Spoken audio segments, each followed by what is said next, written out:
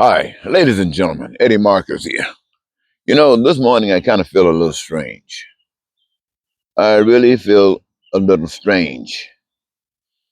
I feel strange because my spirit is suffering because I know that on the street that I'm living on, there's pain and suffering in various houses on this block, on the street.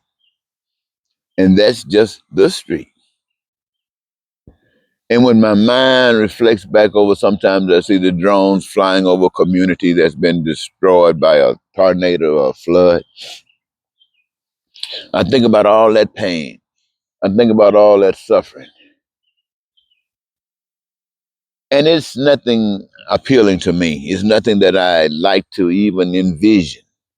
I don't even want it in my mind, let alone on this earth where I live.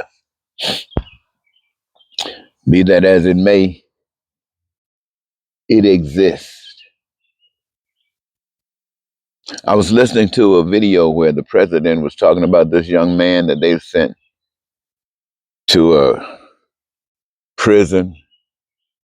I mean, they've actually, literally, sent this man to a prison. They say it was an accident. Really wasn't an accident. It's just what crazy criminality does. Anyway, the highest, you think, order of the country, the Supreme Court tells the president, who's supposed to be making sure that he takes care and see that the laws that the Congress, the United States have accepted as being the move to make, that he assures that they are made. But not this time. He's deciding that he don't care what they say. He wants to change the system. He wants to change the system around where if he farts, he wants everybody to smell it. If he's happy, he wants everybody to know that he's satisfied with them for making them happy. But if he's unhappy, he's pissed off with the whole of them, and he might do anything to anybody that act like they don't want to kiss his butt. Now, ladies and gentlemen, that sounds strange to be coming out of a citizen's mouth, but this is the way the citizen feel in response to the way that this particular character is acting before we, the American people, and this is what I see.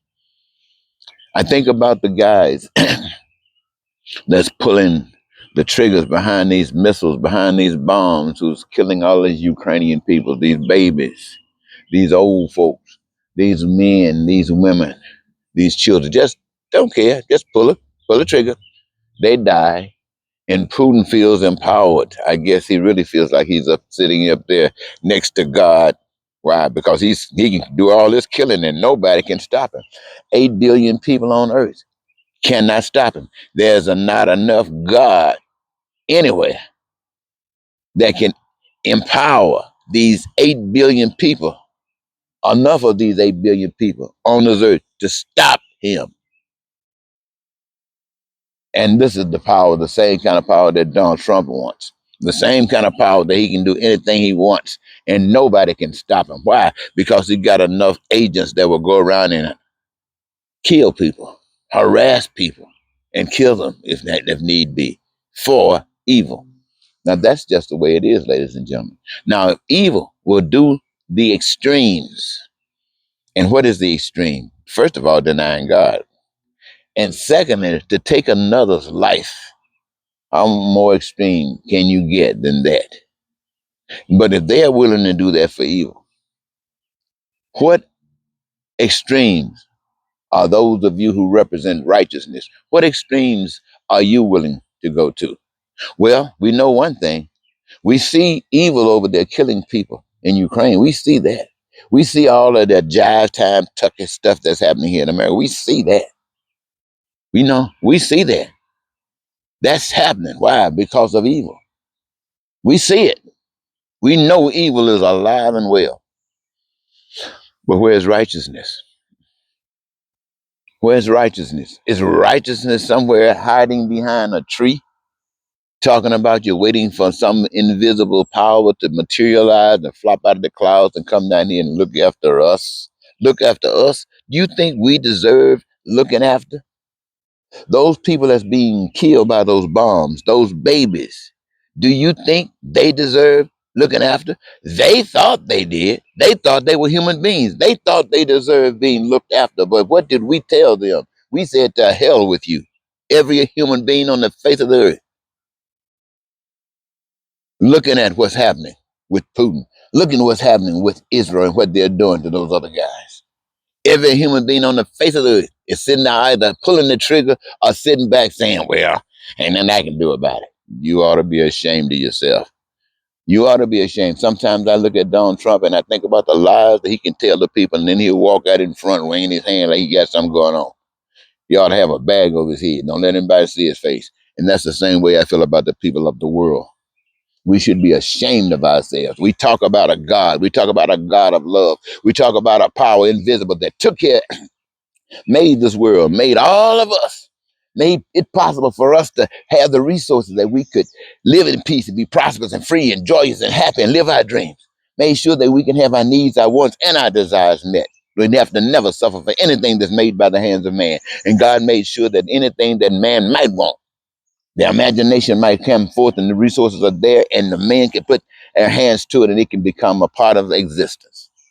That's what God has given us. And instead of doing that, we sit around trying to play God. Let guys like Trump tell America what to do. Trump right now, and what he's doing is running America. I don't give a damn what you say.